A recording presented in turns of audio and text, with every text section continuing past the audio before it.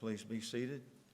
Our song of invitation will be number 584.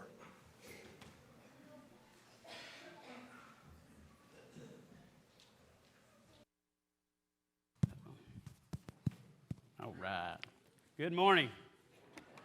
First, I want to say happy birthday to my favorite colleague, Miss Eden Wren. She does work here every day, so she is a colleague of mine. She loves me the most. Nobody else runs in my office when I get here and grabs me by the leg and hugs me. And nobody else KK every time I shut the door because she misses me. So, Eden Wren, happy birthday. I love you. So, I want to say this. When I used to play baseball, you always have fans in the stands, and anytime there's a foul ball hit, we don't have the netting, obviously, that they have now that protects everybody in the bleachers. So anytime you hit a foul ball and it was to go outside of the playing field, you'd yell, heads up, because you didn't want anybody to get smacked in the head. Now, that did happen on occasion because people weren't paying attention. This morning, I feel compelled and somewhat obligated to yell heads up. I have spent many hours in contemplation and meditation and prayer and in tears over this subject right here. This is going to be hard to preach, and I probably guarantee it's going to be hard to hear. We're going to look at the church, and we're going to re-examine the church, which means we're going to look at ourselves this morning. We've been spending the year so far talking about outward and how our hearts should be geared to seeking and saving the lost and becoming disciples. And I think if we are to do that, if that really is our goal and our vision and our mission, we need to reconsider ourselves. We need to re-examine our hearts and our motives and the way maybe that we do things. So I'm going to start with a story. I've been reading a book by one of more well-known ministers in our brotherhood in Tennessee. And he tells this story about one of his first experiences ever with a fellow member of the church and asking about the Bible. And so he tells this story that after he graduates from Freed-Hardeman, he gets a job being a full-time minister at this small congregation in Missouri. There are about 65 members, so it's a relatively small congregation. And he said he had worked there for about a year. And he had this interaction with this brother. He said, now, I want you to understand in this story, I want you to understand that most of the people in this small town were homegrown. They were homegrown in that town, and they were homegrown in that church. Everybody knew everybody. Everybody knew who they were, why they did what they did, what they did. Everybody understood it and bought into it, except for this one guy, and his name was Frank. Frank was an out-of-towner, if you will, an Italian. So somebody that stuck out like a sore thumb in the boot heel of Missouri. And he said, about a year into my tenure there, he said, I gave a challenge. I gave a challenge to the church that we were going to read through Acts together. We were going to read through the book of Acts together, and we were going to see the church as it was and as Jesus called it to be, and we were going to look through those things together. And so I gave them the challenge to read through it with me. He said Frank was a servant now. Frank was somebody that didn't grow up in the church. He didn't grow up in a religious family. He had never really read the Bible all that much. And one of their elders had met him, befriended him, and taught him the gospel and brought him to Jesus. So when he gave this challenge, he said Frank took it seriously. And Frank went to work. And when Frank went to work, he started reading and he started taking everything at face value because, as we all preachers say, right? This is the truth and this is the word and this is the church. And we got to do everything that the Bible says and be everything that the Bible says the church should be. And he says that in that book. That's what we always say from the pulpit, right? So he said it wasn't long after we started this reading that Frank burst into his office one day. Frank burst into his office and he's frantic and he says, it's urgent, I need to talk to you about something. And so they sit down and he turns to Acts chapter 2. That's where we're going to be, by the way, if you want to go there. And he goes to Acts chapter 2 and he says, Frank reads aloud to him 41 through 47.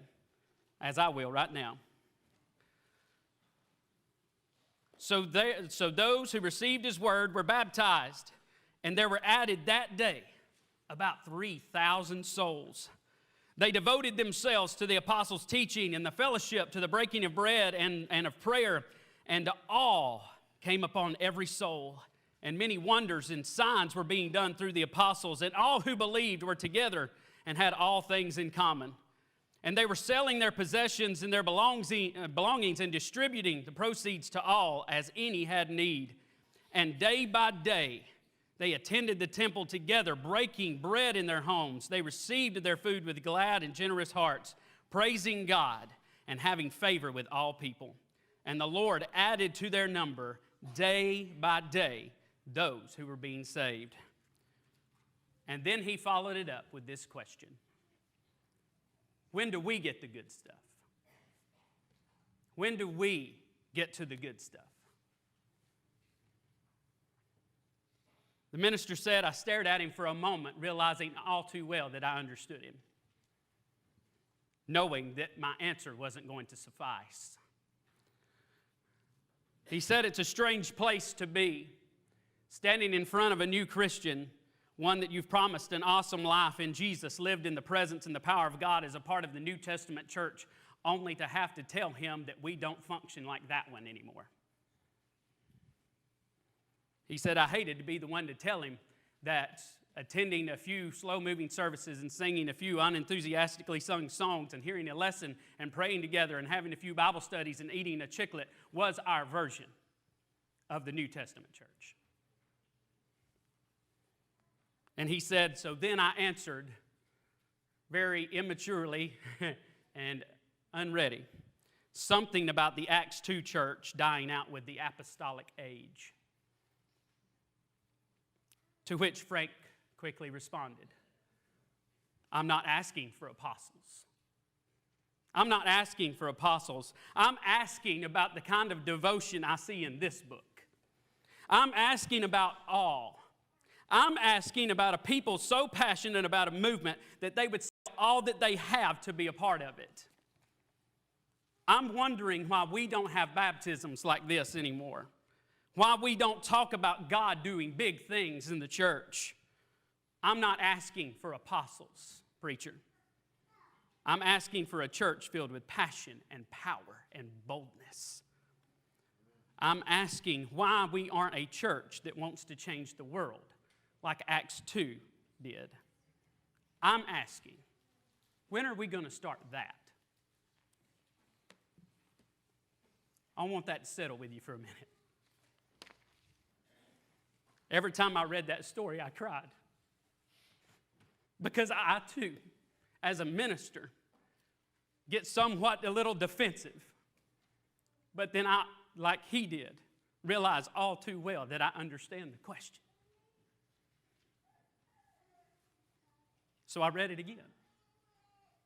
And I thought, and I prayed, and then I asked myself the same question.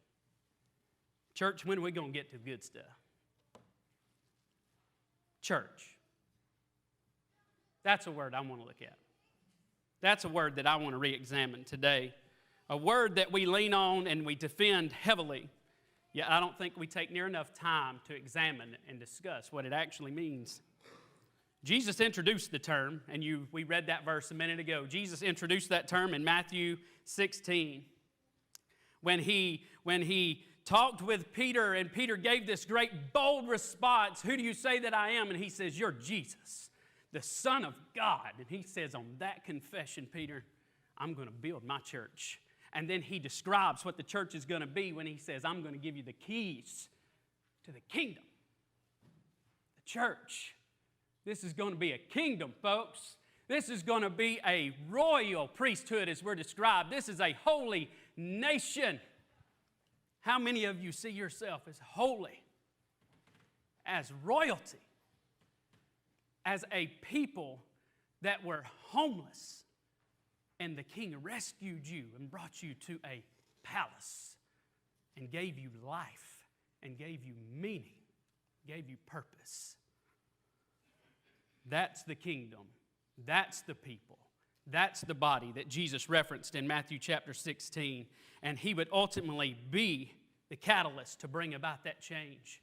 Upon your confession that I am the Son of God, I'm going to do exactly as we have prophesied over thousands of years, and the Son of God will be the Messiah, and he will come and be man among you and show you the way and redeem you from your sins so that you can have an opportunity to be identified as holy and royal, spotless, a body of God's children. I want you to think about that for a second. We always talk about that. Richard McCool always prays that in his prayer is, thank you for the opportunity to be your children and to call you Father. There are a lot of people in this world, church, that worship things and worship events and worship people, and there's nothing in it. There's nothing in it. There's no relationship at all. Yet we serve a God that is the creator of the universe. And he doesn't just require us to be his servants, to be his foot soldiers. He calls us children. We have been redeemed from a sinful state that we belong in because we have a God that wants to be our Father and wants to live with his children. It's that idea alone. It's that idea alone that should be pulsing through our veins, the attitude and the identity of the Acts 2 church right here. I want you to consider what's going on as we read this. We have the power of changed lives. There's this sense of a revolution happening here. Thousands of baptisms.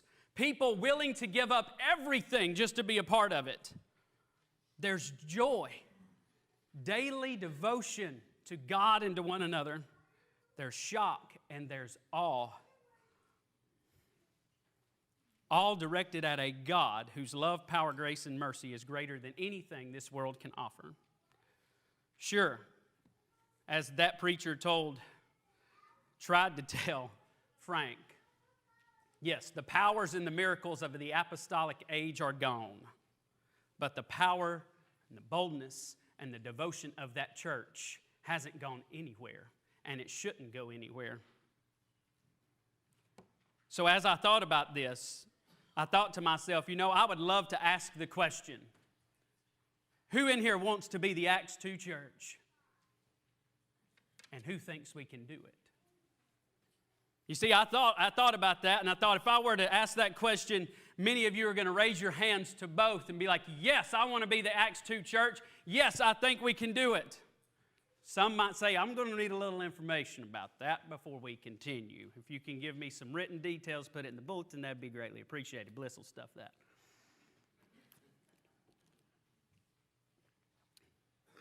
So we would entreat the church. The elders would put together a plan, and they'd probably bring Troy and I in on it, and the deacons, and we would put together this plan, and we would set goals, massive goals, by the way, if we're the Acts 2 church. And we would set a precedent that we're going to live by and that everyone is going to buy into. One that probably is going to make most in here reconsider, even if just for a brief moment. And we're going to stand before you one Sunday morning, and we're going to tell you that we're going to be this church, and we're going to set these goals, and we're going to reach these goals, and we're going to be the Acts 2 church. And we can, and we will succeed. And as great as that sounds, many of us would leave believing that the elders and the ministers have lost their ever-loving minds. And they would say, and I've heard this before, we appreciate your enthusiasm, but that's a little too optimistic. You see, church, we ministers and the elders get told this from time to time. For a time like this, that's just a little too optimistic. Those goals are just a little too broad. We maybe need to look at what we're working with here and the culture that we live within and decide really what should some realistic goals look like. And so then I thought about this, a time like this. That's interesting. We say that. Church, ministers, elders, you need to consider when you're setting the goals about a time like this that we live in. You mean a time like this when we have freedom of speech and religion? You mean a time like this that we get to come together anytime that we please, to do what we want to do, to worship a God that we believe in?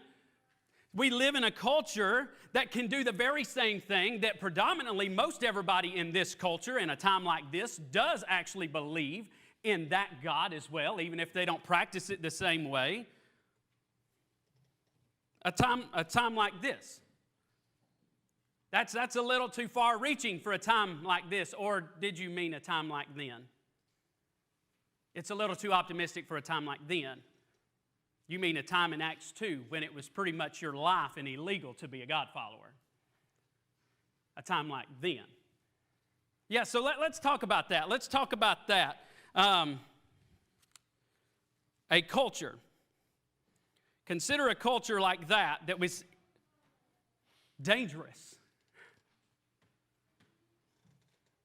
uneasy, uncertain about being a God follower because it meant you had to give everything to it because it may mean your life. Consider a culture like that in the fact that 3,000 baptisms wasn't out of the realm of possibility. Yet if the elders were to stand in front of us and set a goal for 30 for the next year, some of us would be like, you're crazy. You're crazy. There ain't no way that's going to happen. 30 people? Really? In the next 12 months? You think we could do that? Some of us Christians would think that's a little too optimistic for a time like this. We would scoff at that notion. Let's consider a culture like that and the fact that people gave up close relationships and jobs and hobbies and education and family to belong to such a movement, yet we find every stinking reason to balance both so we don't have to make a choice. Consider a culture like that and the fact that they not only long to be together every day and actually were, yet we've made our lives and relationships so busy and such a priority that we continue to have conversations within our body about how we need less and that we're way too busy together. I hit a nerve there, didn't I? Because we've had those conversations. You see a church right here in Acts chapter 2 that they were devoted to each other day after day after day after day because the people they wanted to be involved with, the people they longed to be with, the movement they were most concerned with was the church. Yet if the elders were to say, we're going to be the Acts 2 church and we're going to get on board 3,000 baptisms by 2021. We're going to plant 25 churches. We're going to be together every day. I ain't going to lie to you. 80% of us going to walk out that back door and be like, well, I don't know what they're doing. I don't know that that's for me. Not for a time like this. Do you realize what kind of culture we live in right now? That church was the model church. That church was the church that Jesus established. That is what normal looks like. One minister in the Brotherhood put it like this. He said, we've become so accustomed to subnormal that if normal actually walked in, we would think it was abnormal. Many of our churches have become so accustomed to a lack of boldness, a lack of baptisms, half-hearted devotion, boredom, ritualism, lukewarmness, and the absence of real power that we've actually stopped expecting it. We don't expect 30 baptisms a year. We don't expect to change the world. Maybe just our little tiny one in my group of friends. He said, truly, we may not even want it because it's going to require real change and real sacrifice that's not going to satisfy our religious palate as well as we think it would. So let's be real just for a moment. If we actually considered mimicking the church of Acts chapter 2 that we just read about, and we were actually start using some of this verbiage and setting some of these goals and talking about some of these things, we might be called about among the brotherhood because we've got some apostasy happening. There's a liberal movement going on with Margaret Street over there, and we need to be aware because they're doing something that nobody else is doing. So everybody needs to be heads up about those people. Church, I want the good stuff. Don't you? Don't you? Do you want the good stuff that we read about in the church, in the church of Acts chapter 2? I want to say this. Consider being a part of a congregation that continually expects God to do awesome things. We don't even talk like that anymore. We don't even talk like that. We don't stand before you and say, man, over the next 3 months, we've got some awesome things planned, and we can't wait to see what God's going to do. We don't talk like that. Consider being a part of a congregation that expects God to do awesome things, that expects to bring thousands to Jesus Christ, that expects people to make radical sacrifices for the mission of the church, that expects the world to wake up and be shocked by who we are and what we're doing. Expect to be a congregation that'll change the world. Shouldn't we be a church that's revolutionary? Absolutely. But can we be? That's the question. Absolutely. But it's up to us. I want you to think about the worldwide just panic and all the discussion that's going on right now. And if we were a part of the Acts 2 church and we were doing the things that they're doing right now, people would be like, what's the coronavirus? What is that? We're too overwhelmed. Social media is too consumed with Milton, Florida, because this Margaret Street congregation is doing something radical that nobody does.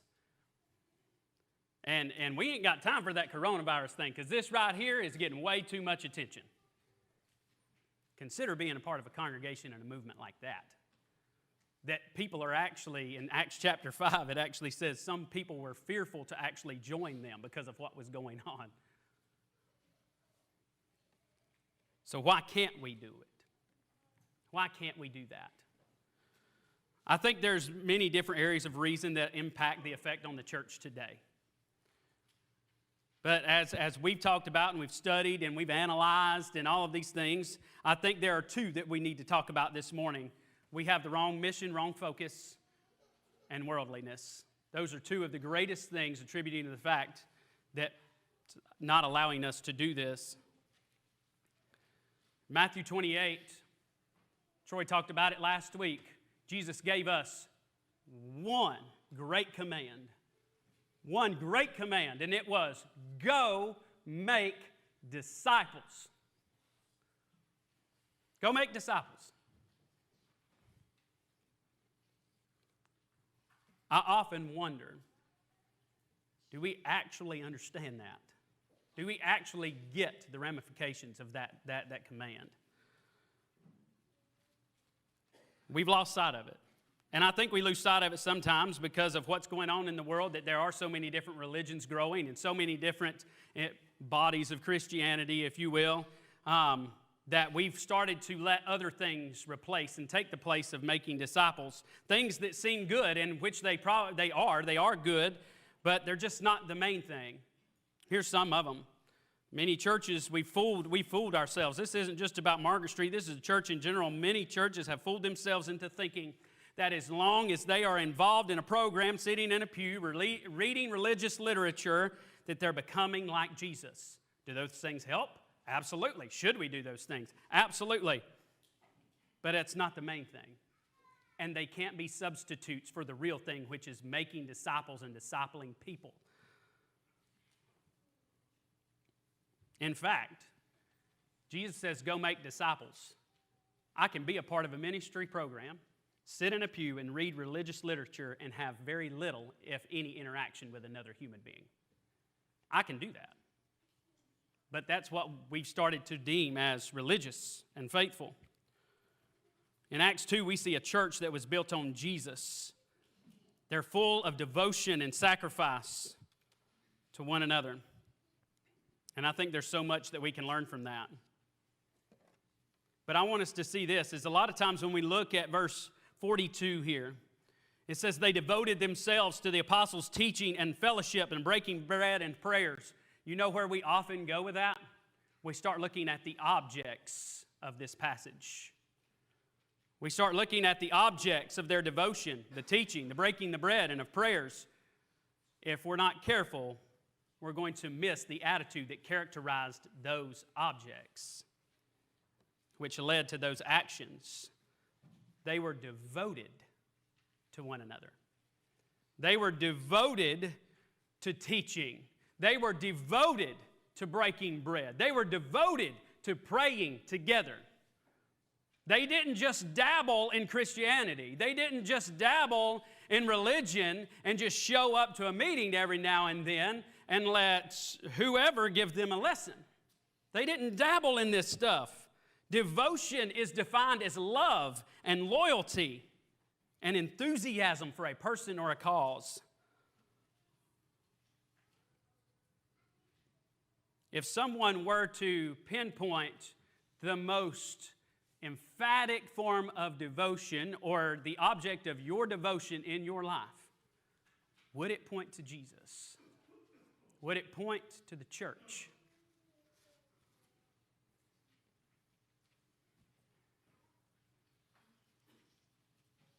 I think if we want to change the world, if we truly do want to change the world, we're going to have to raise the standard of our devotion and our sacrifice. We're going to have to re-examine what sacrifice and devotion really mean for the church. For me, as a member of the body of the church. You see, the Bible gives us distinct ways to worship, and the Bible gives us distinct ways to teach, and we must follow those teachings. But those, even, should never become the focus of the mission. They should never become the main thing. If I were to ask you the question, what makes the church unique? What makes the church unique? What sets us apart? We've asked that question before, and I can guarantee you the most predominant answers are going to pertain to worship. They're going to pertain to our differences of salvation, and that we must defend the faith.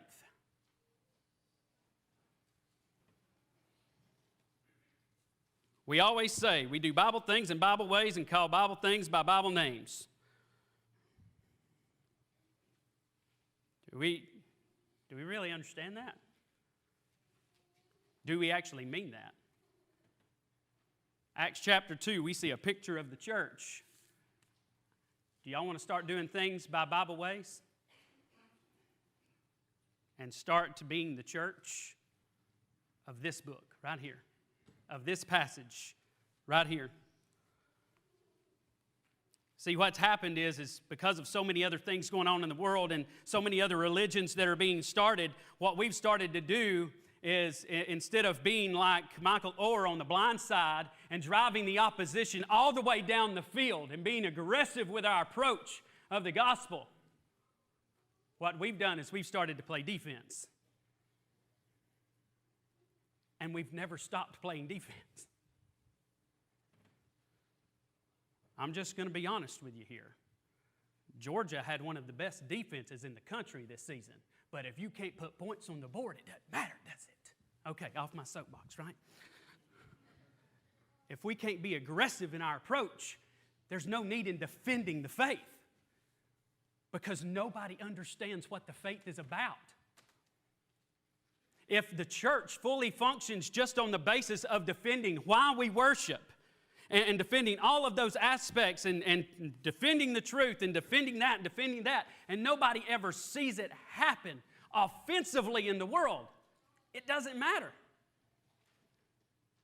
Because Jesus said, go and make disciples. We can sit in here all day long today and talk about how everybody else out there is wrong. But if they're the ones in the community bringing people into their churches, it doesn't matter. It doesn't matter. We can play defense all day, church. It's time to get a little offensive here.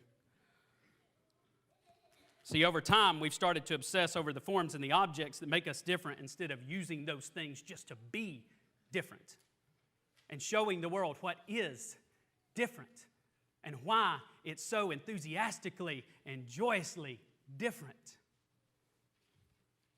You see, churches preach about the importance of prayer, yet let's be real, we don't pray together that much.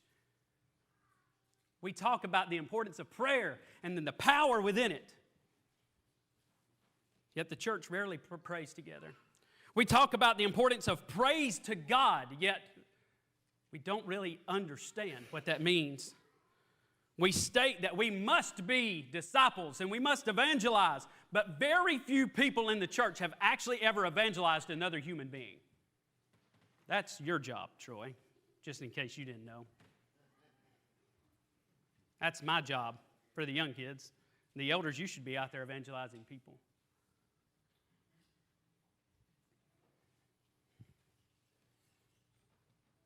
Isn't our identity, church, who we are, our identity, who we are, greater? Isn't it greater than what we're doing in here right now?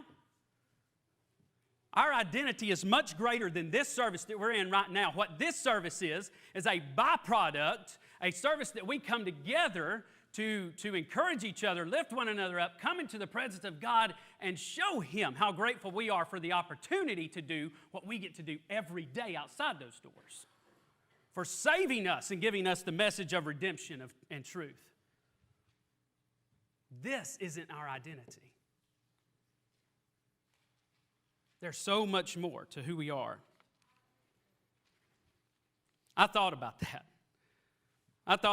And I wanted to ask this question. Can you imagine if we truly embodied the concept of the Acts chapter 2 church as God's chosen redeemed race, the temple of the Holy Spirit, a family called to witness the truth to every creature? We planted one church. If we truly embodied the church right here, and we set a goal that we're not going to rest until we're this church right here, we'd have to find more property, y'all. Not just for one church, but numerous churches. They'd have to reinforce the roof on this one because the praise and the worship would be so powerful, we'd blow the roof off this place.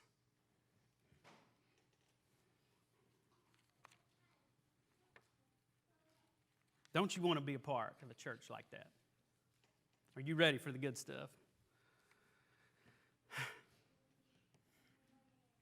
Another one of the greater issues that I said was not just a wrong focus, wrong mission, but worldliness. And I realize I'm taking some time, but I think this deserves it.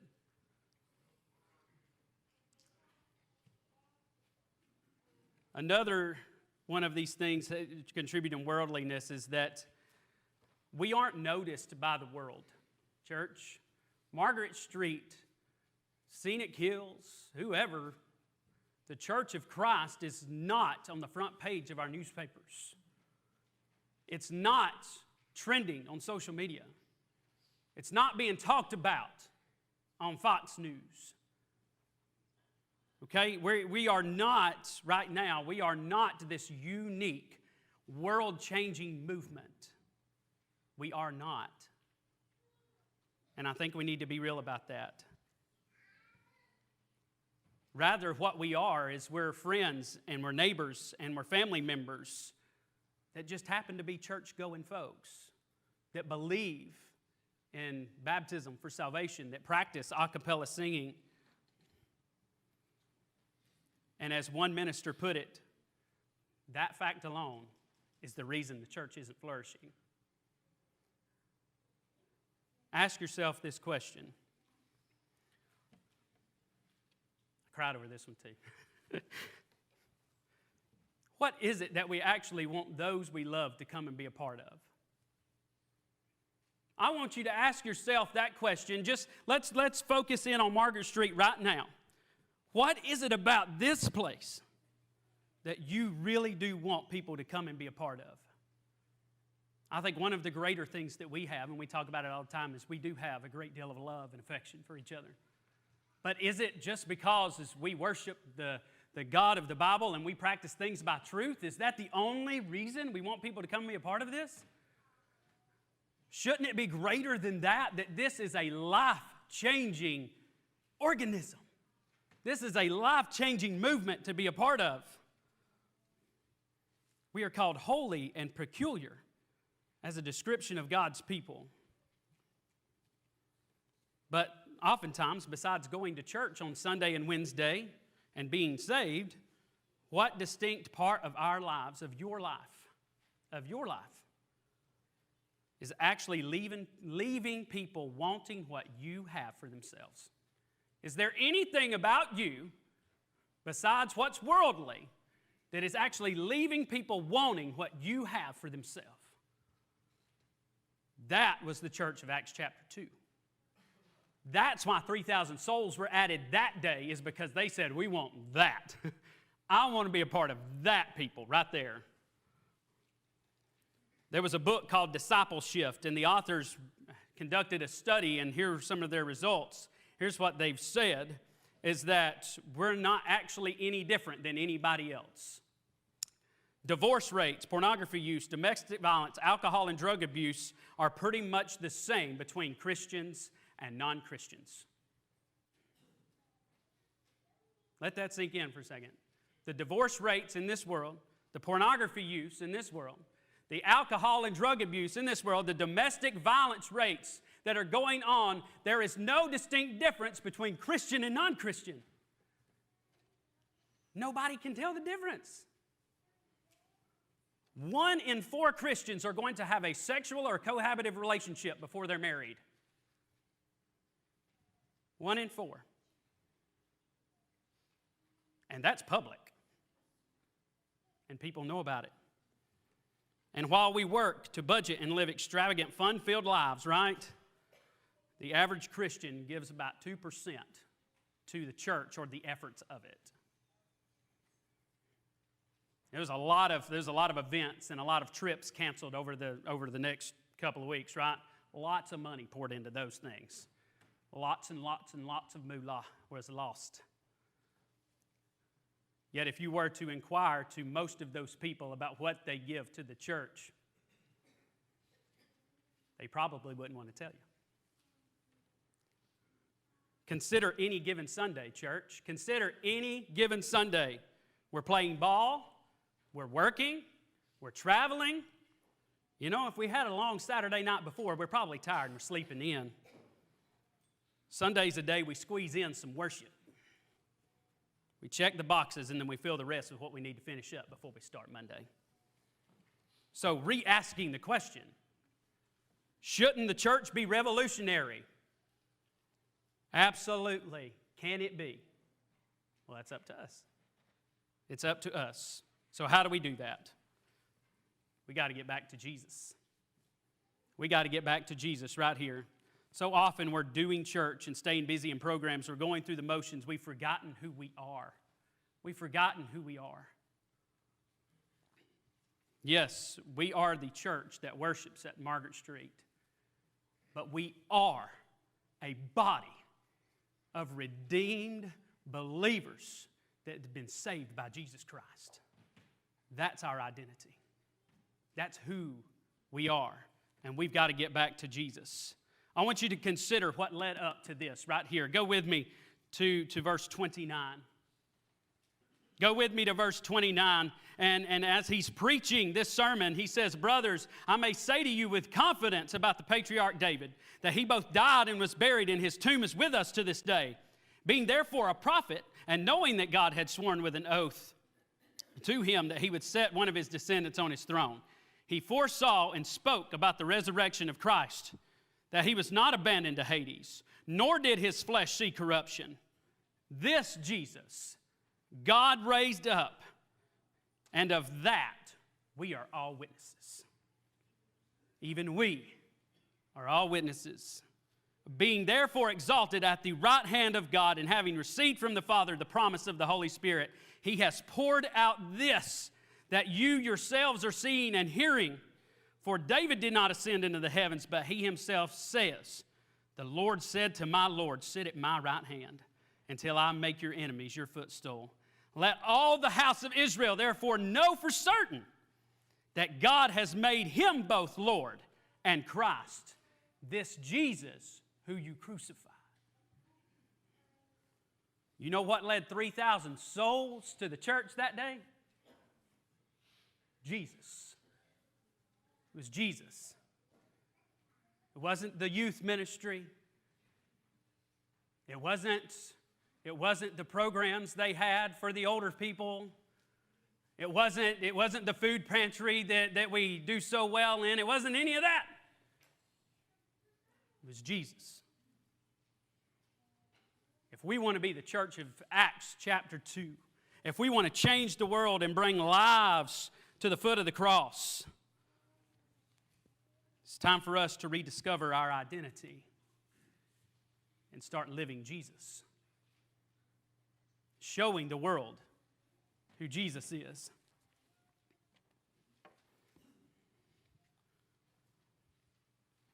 You see, I thought about that in our identity a lot of times as we get caught up into saying, well, Margaret Street is doing this, and Margaret Street is involved in that, and guess what Margaret Street is going to be putting on later, and you'll never believe what Margaret Street did with this workshop that we had.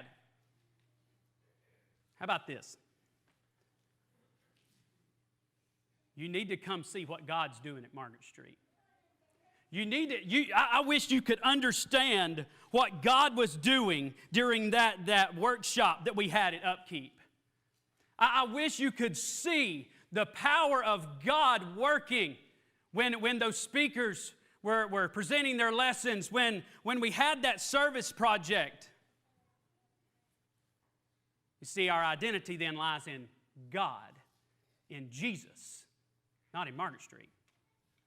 We are simply a catalyst to carry it out. When we start talking and re-identifying with God and with Jesus opening up doors and His power being evident in this place, that's when we'll start changing lives, folks. That's when this church will start bursting at the seams, is because we don't want you to come to Margaret Street because of who Margaret Street is. We want you to come to Margaret Street because who God is and who Jesus is. And we're just witnesses of it.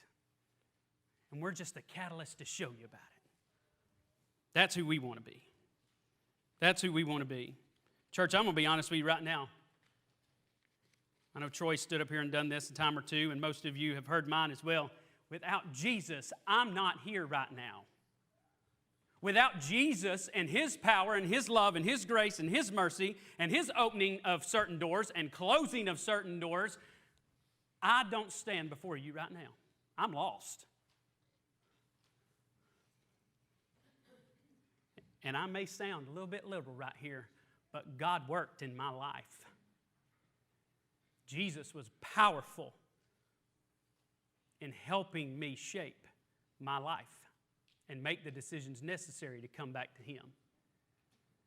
I don't take full credit for my transformation, because I don't transform anything on my own, and neither do you. Jesus does the transformation. We just have to let Him. And then we give Him all the glory and the power for it. Romans chapter 12 talks about that, and it says that we should be transformed, not conformed. Jesus is our Lord and Savior, church. He designed us in His image. He gave us life with His own breath. And then He designed a plan to redeem us when sin took over. He became His own creation, and He showed us a new and more perfect way. And then He died the death that we so deserve so that we could be saved. And then He raised up, showing the power and authority He had even over death, and ascended into heaven to begin preparing a home for us. I want that. I want that church. I want that home. You see, what was happening here is it wasn't just the church of Acts 2 holding services and developing programs and all of this. What the church of Acts chapter 2 was doing is they were living out the gospel in every fiber of their being. It was who they were. And if they didn't have Jesus, they didn't have anything. They didn't have anything. I've seen people actually post on social media, they're just grief and disappointment over no basketball over the next 2 weeks. Am I a little like, man, I wish there was basketball going on? Yeah, absolutely. Love March Madness. But do those same people feel that much grief when they don't get to attend a service of the Lord's body? Is there that much heartbreak that they post on social media? I can't believe I don't get to go to service today. I so wish I was there. I miss my family.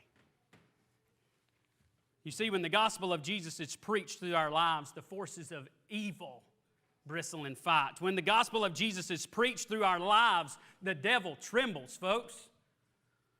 When the gospel of Jesus is preached through our lives, the kingdom will grow. The gospel is powerful. It says it right here, sharper than any two-edged sword. And when we truly experience the power of the gospel, nothing in this world will satisfy like it does. Nothing will quench our thirst like it does.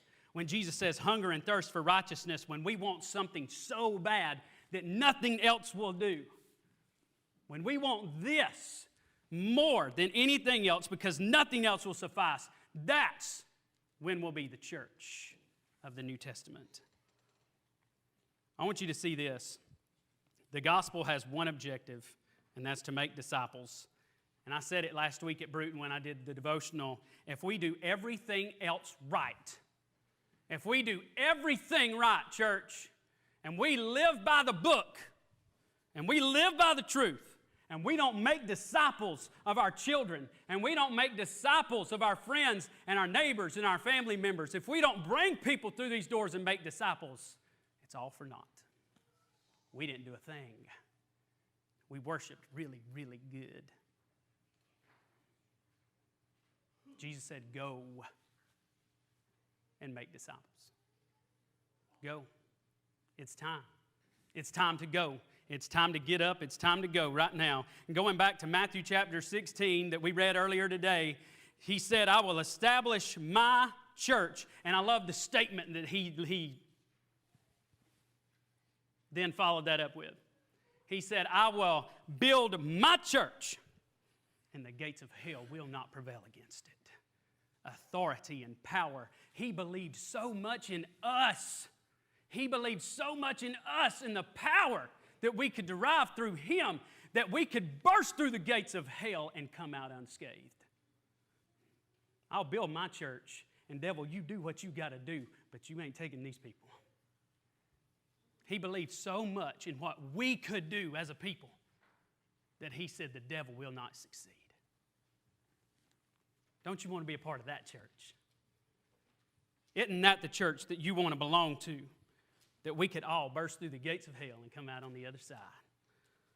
I'm ready for the good stuff. Are you? I'm ready for the good stuff. But in order to be ready for the good stuff and be ready to be those people, then we must be prepared.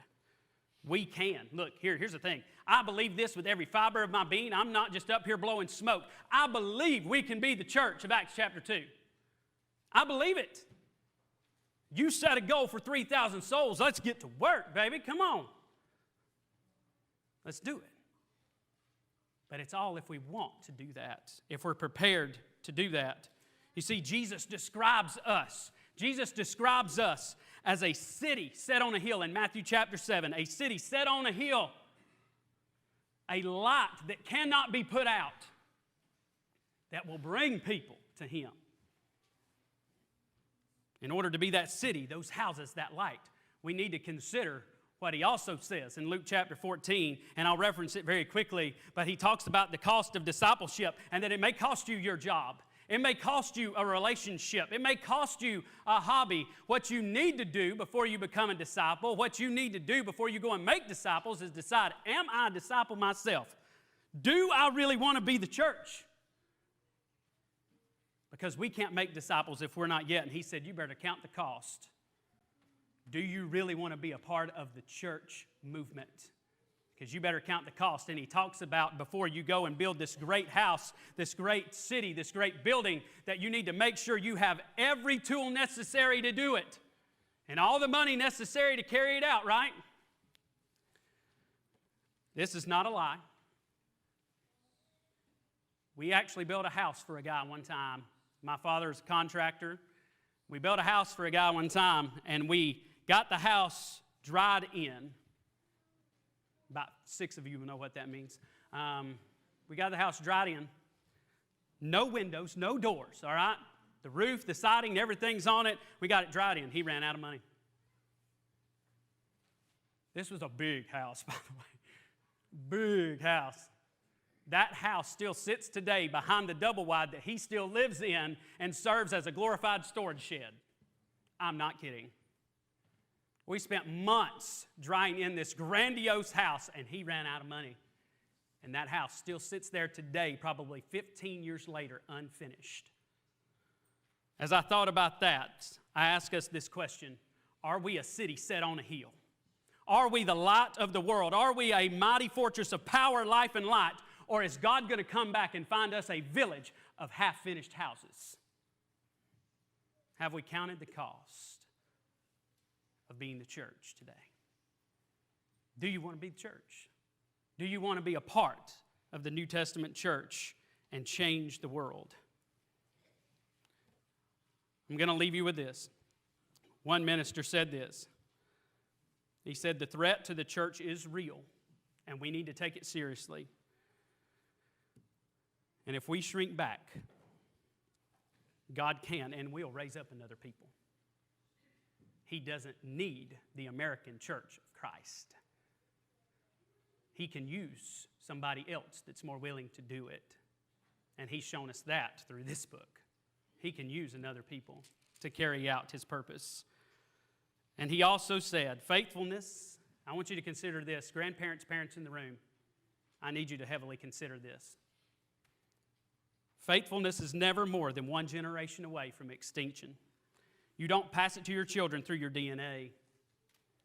It must be fought for, protected, and passed on to them to do the very same thing. Or one day, our children may very well be sitting around telling their children and their grandchildren about the day when faithful men used to serve God. Now, which church do you want your children and your grandchildren to be a part of? What church do you want to be a part of? What church do you want to leave as a legacy for those that will come, for the disciples that we will bring in? I'm ready for the good stuff. And it's time for us to rediscover our passion and our boldness, our courage and our conviction. So what's your choice this morning? What do you want, really? Do you want to be a Christ follower? Do you want to be a disciple of Jesus? If you're not, I may have scared you away, but I can tell you, this truly is the greatest life you can live. It's difficult, but it's awesome. And you can be a Jesus follower, a disciple, by giving your life to Him, changing your life, doing what Peter did, confessing He is Jesus, the Son of God, and He did what He did for you, and being baptized in water. And I just think a lot of us just really need to rediscover our identity in Jesus. Those of us that have been redeemed. And maybe it's to the point that you need to give your life back to Him publicly. And we stand ready to do that because we want the church to be powerful. We want it to be effective. And if you need help in order to do that, let's do that together. If you have a need, don't leave without it making it known. Let's stand and sing.